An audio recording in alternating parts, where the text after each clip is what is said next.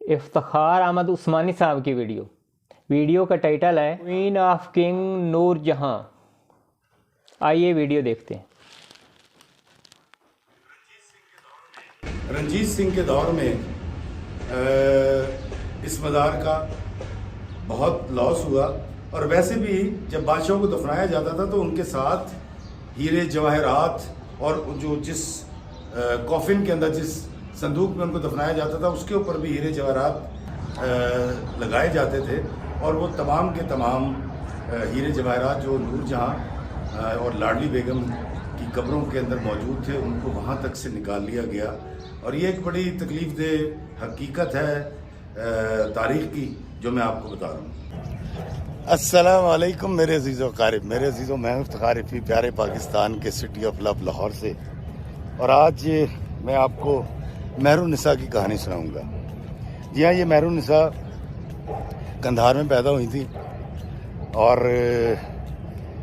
اس کے بعد ملکہ ہندوستان بنی، اور آج لاہور میں شاہدرہ کے پاس جہانگیر کے مقبرے سے کچھ فاصلے پر آسودہ خاک ہیں مہر النساء نور جہاں.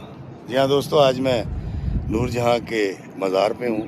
مہر النساء سے نور جہاں بننے کی تک کی کہانی آج میں آپ کو سناؤں گا، اور اس کہانی میں بڑے نشیب و فراز ہیں، بڑی انفارمیشن ہے اور کئی بڑی معنی خیز باتیں ہیں جو آج آپ سنیں گے تو آپ بہت انجوائے کریں گے. جی ہاں، میرے پیچھے مزار ہے نور جہاں کا، جو نور الدین جہانگیر شہنشاہ ہندوستان کی بیگم تھی.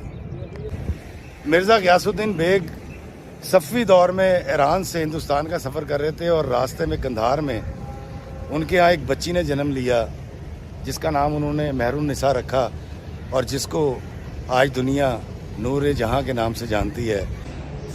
میں اس وقت موجود ہوں نور جہاں کے مزار کے اندر، اور یہ نور جہاں کی قبر ہے اور یہ لاڈلی بیگم کی. جی ہاں، لاڈلی بیگم نور جہاں کی بیٹی تھی جو علی قلی خان سے پیدا ہوئی تھی، اور دونوں یہاں دفن ہیں. اور نور جہاں کے مزار سے جب آپ مغرب کی طرف آتے ہیں تو یہ ایک راستہ ہے، یہ سرنگ ہے دیکھیے، اور یہ نیچے کی طرف جاتی ہے. او مائی گاڈ، میں آپ کو لے کے جا رہا ہوں اس جگہ پر جہاں نور جہاں کی قبر ہے، اور آگے آئیے میرے ساتھ. یہ جو آپ دیکھ رہے ہیں ایک یہاں ایک سرنگ تھی جو جس کو بند کر دیا گیا ہے. یہ جایا کرتی تھی ہرن مینار شیخوپورہ، اور بالکل اس کے اپوزٹ یہ جو ہے یہ جہانگیر کے مقبرے بھی جایا کرتی تھی، اور یہاں سے لاہور کے شاہی قلعے بھی نکلتی تھی، اور قلعے سے پھر آپ کو پتہ ہے کہ بہت ساری سرنگیں تھیں جو آگے جایا کرتی تھی. اور اس جگہ سے جب ہم گزریں گے تو آگے قبر ہے نور جہاں کی، اور یہ ایسے دروازہ کیوں ہے اس کی بھی ایک تاریخ ہے، وہ میں آپ کو بتا دوں. اور وہ یہ ہے کہ نور جہاں کی قبر پہ جو بھی شخص جائے وہ سر جھکا کے حاضر ہو، تو یہاں سے گزرنے کے لیے آپ کو یقیناً ایسے ہونا پڑتا ہے. تو میں بھی ایسے ہو کر جھک کر سر جھکا کر، نہیں تو میں یہاں سے گزر نہیں سکوں گا. میں اندر جاؤں گا، میرے ساتھ آئیے.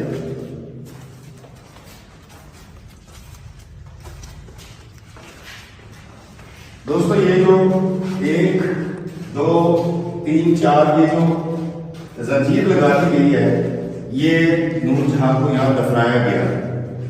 اور میں آپ کو ایک اور بات بتاتا ہوں کہ یہ جو آپ اوپر دیکھ رہے ہیں، جو میں نے آپ کو اوپر سے دکھایا تھا، یہ اس کا تعویذ ہے. اور رنجیت سنگھ نے جب لوٹ مار کی تھی یہاں اور تابوت میں سے ہیرے جواہرات نکال لی تھی، تو اس کے بعد تابوت یہاں لٹکا گیا تھا. اس کے بعد اس کو یہاں دفنا دیا گیا. اور اس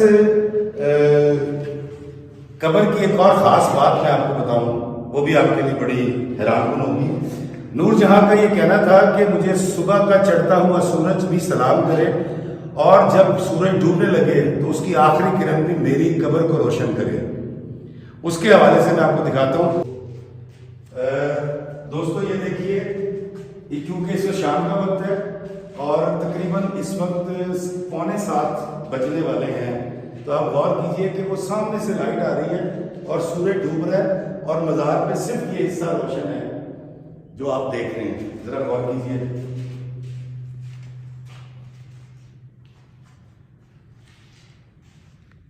یہ سامنے اس سوراخ سے ہوا آتی ہے, روشنی آتی ہے جو اس کو لٹ کرتی ہے. اور اسی طرح جب صبح کو سورج نکلتا ہے تو آگے آ کے دکھائیے گا ذرا, جب صبح کو سورج نکلتا ہے تو یہاں سے سورج جب چڑھتا ہے مشرق کا تو وہ وہاں سے اس کی روشنی آتی ہے اور وہ وہاں سامنے پڑتی ہے اور اس جگہ کو روشن کر دیتی ہے. تو دوستو یہ نور جہاں کے مقبرے کے کچھ وہ حقائق ہیں جو میں نے آپ کے گوش گزار کیے ہیں, اور یہ وہ حقائق ہیں جو شاید اس سے پہلے آپ نہ جانتے ہوں جو میں نے آج آپ کے گوش گزار کیے ہیں. اور اب میں یہاں سے نکلوں گا اور اسی طرح مجھے جھک کر ہی جانا پڑے گا یہاں سے, کیونکہ جانے کا اور کوئی طریقہ نہیں ہے. آئیے میرے ساتھ.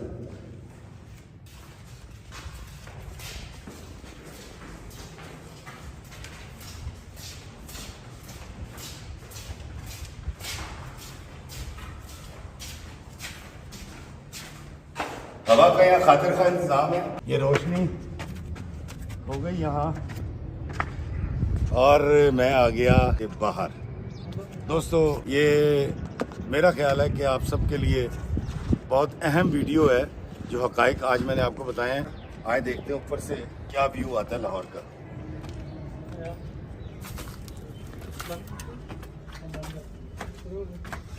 اوہ مائی گاڈ دوستو, بہت خستہ حال ہے, لیکن یہ دیکھیے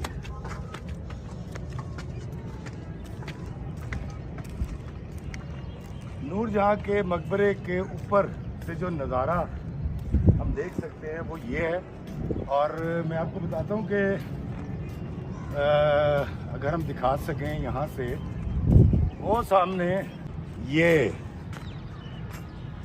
نور جہاں کے مقبرے پر جب اوپر آ جائیں تو وہ پیچھے دیکھیں اس کے بھائی آصف جاہ کا جو مقبرہ ہے اس کا گنبد نظر آ رہا ہے. اور آصف جاہ یہاں گورنر بھی رہا, بہت بہت بڑے عہدوں پہ فائز بھی رہا.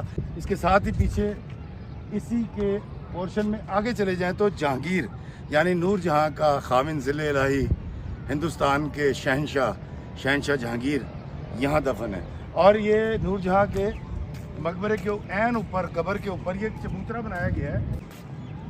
یہ جو چبوترا آپ دیکھ رہے ہیں یہ عین نور جہاں کی قبر کے اوپر ہے اور دلکشا باغ اس کا نام تھا.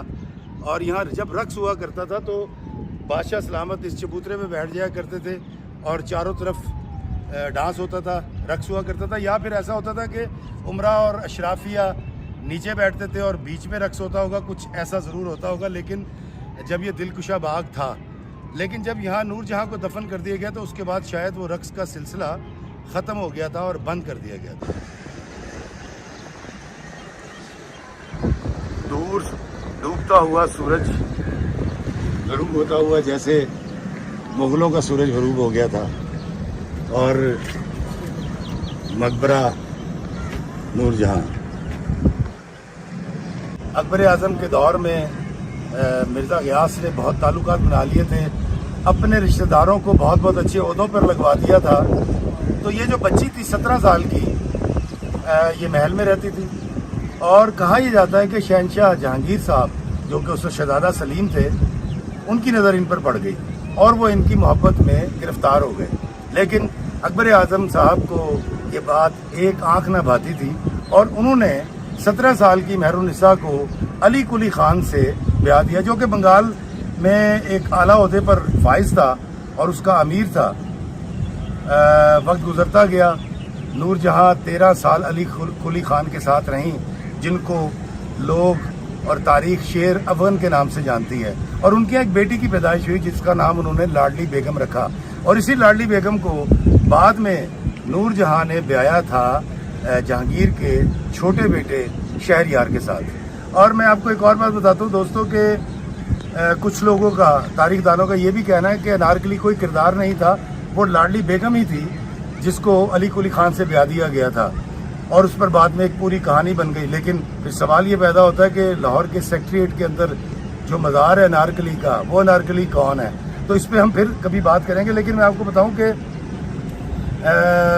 علی قلی خان کے ساتھ نور جہاں رہ رہی تھی اور کہیں شہزادہ سلیم کے دل میں اس کی محبت زندہ تھی. ہوا کچھ یوں کہ بنگال کا گورنر جو ہے وہ قتل ہو گیا، اور بنگال کے لوگوں نے اس کا الزام لگایا علی قلی خان کے اوپر، اور اس کو ایک موب لنچنگ نے قتل کر دیا۔ لیکن کئی تاریخ دان یہ بھی لکھتے ہیں کہ شہنشاہ جہانگیر نے یہ سب کچھ کروایا تھا تاکہ وہ نور جہاں کو حاصل کر سکے، کیونکہ ٹرین پھر آ گئی ہے اور شور مچ گیا ہے۔ علی قلی خان کے قتل کے بعد نور جہاں واپس آ گئیں قلعے میں، اور شہنشاہ جہانگیر نے ان سے شادی کر لی۔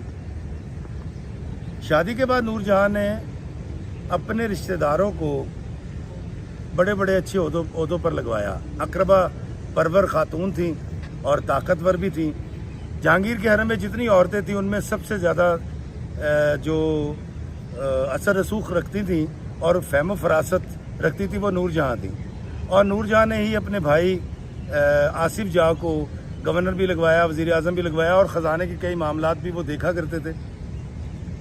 نور جہاں کی تعریف کرتے ہوئے شہنشاہ جہانگیر لکھتے ہیں کہ مجھے ایک سیر شراب اور ایک سیر بھنا ہوا گوشت چاہیے جس پر میں جی سکتا ہوں، کیونکہ میرے ساتھ نور جہاں ہیں۔ اور یہ جروکے میں آ کر جو دیدار کروانے کا جو رواج پیدا ہوا تھا ملکہ کا، وہ رواج بھی نور جہاں کے دور میں پیدا ہوا۔ دوستو، جب شہنشاہ جہانگیر صاحب فراش تھے، بیمار ہو چکے تھے، اس وقت بھی ہندوستان کا نظم و نسق نور جہاں نے چلایا۔ بلکہ تاریخ کا ایک اور واقعہ میں آپ کو یہ سناتا چلوں کہ جب محبت خان نے جہانگیر کو گرفتار کر لیا تھا تو اس وقت نور جہاں عملی میدان میں آئیں، شہنشاہ جہانگیر کو آزاد کروایا تھا۔ تو شہنشاہ جہانگیر کی بیماری کے بعد بھی وہ ہندوستان کا نظم و نسق دیکھتی رہی، اور شہنشاہ جہانگیر کے مرنے کے بعد انہوں نے اپنی بیٹی لاڈلی بیگم کے شوہر شہریار کو ہندوستان کا تاجدار بنانے کی بہت کوشش کی، لیکن شہزادہ خرم تخت پر آ کر بیٹھ گیا جو جہانگیر کا بڑا بیٹا تھا، اور اس طرح سے نور جہاں کی وہ خواہش بھی ادھوری رہ گئی۔ اس کی خستہ حالی، ذبح حالی آج بھی قائم ہے، اور میرا خیال ہے کہ اگر ہم پاکستان میں ٹورزم لانا چاہتے ہیں تو ہمیں اس طرح کی تاریخی عمارتوں کو بچانا ہوگا، سجانا ہوگا، تزئین و آرائش کرنی ہوگی۔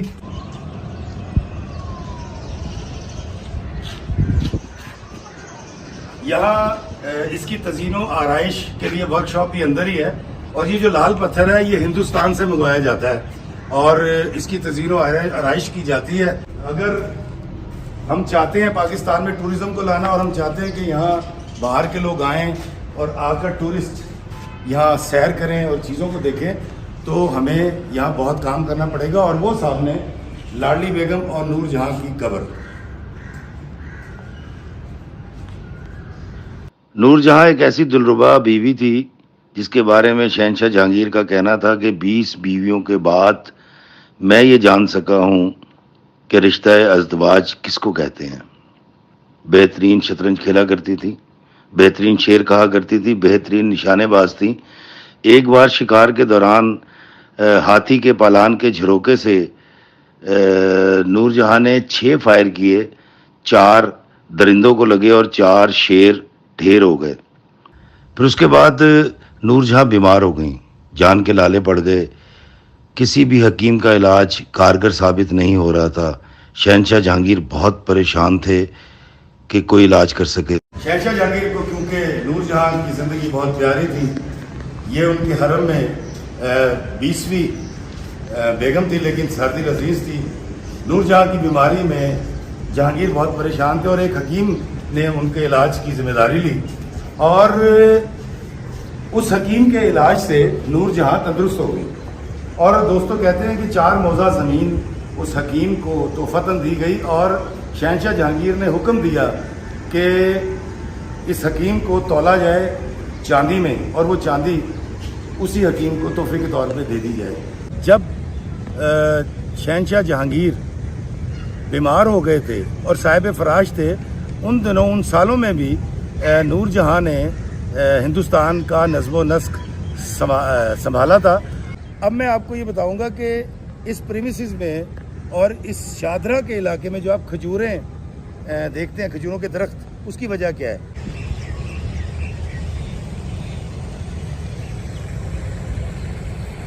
ये जो खजूरों के दरख्त आप देख रहे हैं, ये बहुत सारे कट चुके हैं और बहुत सारे मौजूद हैं। इन दरख्तों के बारे में ये कहा जाता है कि महाराजा रणजीत सिंह ने जब यहाँ कब्ज़ा किया था और वो यहाँ आया था, तो उसकी फ़ौज के साथ जो लोग आए थे वो खजूरें लेकर आए थे, और कहते हैं कि वो उसकी गुठलियाँ जहाँ जहाँ फेंकते थे वहाँ खुद रहो खजूरों के पौधे उग गए। इसकी एक तारीख ये बयान की जाती है।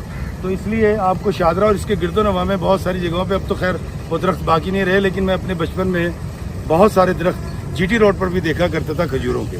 लाहौर को हमने जान कुर्बान करके हासिल किया है और जान की कीमत देकर हमने जन्नत खरीद ली है। जी हाँ, ये एक पर्शियन शेर है नूरजहां का, जिसका तर्जुमा मैंने आपके गोशगुजार किया है। दोस्तों, मेहरुन्निसा के नाम से मिर्ज़ा गियासुद्दीन के घर में कंधार में पैदा होने वाली बच्ची ने नूरजहां के नाम से शोहरत कमाई, शहंशाह हिंदुस्तान की बीवी बनी और आज यहाँ आसूदा खाक हैं। लाहौर में ये बहुत मसरूफ़ और बहुत गुंजान आबाद इलाका है। दोस्तों, यहाँ ये भी कहा जाता है कि नूरजहां का मकबरा, आसिफ जाह का मकबरा और जहांगीर का मकबरा ये एक ही प्रीमिसेस में थे, और आसिफ जाह का मकबरा और नूरजहां का मकबरा डिवाइड कैसे हुआ कि जब अंग्रेज़ यहाँ आए और उन्होंने यहाँ रेलवे लाइन बिछाई, तो फिर उन्होंने बीच का हिस्सा सरकारी तसर्रुफ़ में ले लिया, तो इसलिए ये उससे अलग हो गया। दोस्तों, नूरजहां शायरी का ज़ौक़ रखती थी, बड़ी ज़हीन, बड़ी फ़तीन थी, शेर बहुत अच्छा कहती थी, बड़ी अच्छी जंगजू थी, बहुत अच्छी बीवी थी, और शहंशाह जहांगीर के दिल में उन्होंने जो मकाम बनाया था, उनकी 20 बीवियां वो मकाम हासिल ना कर सकी। दोस्तों, यहाँ लाने का जो मकसद था वो सिर्फ ये था कि एक तो मैं आपको ये कहानी सुना सकूं, और दूसरा वो हसरतों के, ताकतों के मज़ार दिखा सकूं कि जिनके दौर में सचमुच परिंदा भी पर नहीं मारता था, लोगों की हसरतें दिल में रह जाया करती थी, और शहंशाह या मलका का हुक्म सादिर होने के बाद सिर्फ उसकी तामील हुआ करती थी। लेकिन आज इस तरफ से कोई आवाज़ नहीं आती। बच्चे यहाँ आते हैं, शोर मचाते हैं, ट्रैफिक की चीं बहुत ज़्यादा होती है, लेकिन इस तरफ मुसलसल खामोशी है। ये वो लोग थे जिनके दरबारों में तमन्नाएं भी गुस्ताख नहीं होने पाती थी। ये वो लोग थे जो कह देते थे वो हुक्म बन जाया करता था, जिसकी तामील उस वक्त के लोग अपनी जान गंवा कर भी किया करते थे। ये ताकत के सरचश्मे थे। शहंशाह जहांगीर की ये ज़ौजा बहुत ताकतवर खातून थी, लेकिन आज उस तरफ से कोई आवाज़ नहीं है। यहाँ आने का सिर्फ एक मकसद था कि आपको बता सकूं कि इज़्ज़त, ताकत, हुस्न, जवानी, शोहरत, दौलत, इख्तियार, ये सब अताए रब्बे करीम होते हैं, बंदे का इस्तेकाक नहीं। अल्लाह हमें आसानियाँ अता फरमाए और आसानियाँ तकसीम करने का शर्फ अता फरमाए। आमीन। अस्सलामु अलैकुम वरहमतुल्लाहि वबरकातुहू। जी, मेहरुन्निसा की कहानी आपने सुनी। मेहरुन्निसा से नूरजहां तक की कहानी आपने सुन ली। इस कहानी में बहुत कुछ देखने को, सुनने को मिला जो पहले हमें नहीं पता था। इतनी बड़ी सल्तनत के मालिक, जिनके मुंह से निकला हुआ लफ्ज़ हुक्म बन जाता था, और वो जो उस वक्त के लोग थे उनको वो हर हाल में पूरा करना होता था, लेकिन आज उनका कोई नाम लेने वाला नहीं है, बस खामोशी खामोशी। आज की वीडियो अगर पसंद आए तो चैनल को सब्सक्राइब कर देना। अगली वीडियो तक अल्लाह हाफिज़।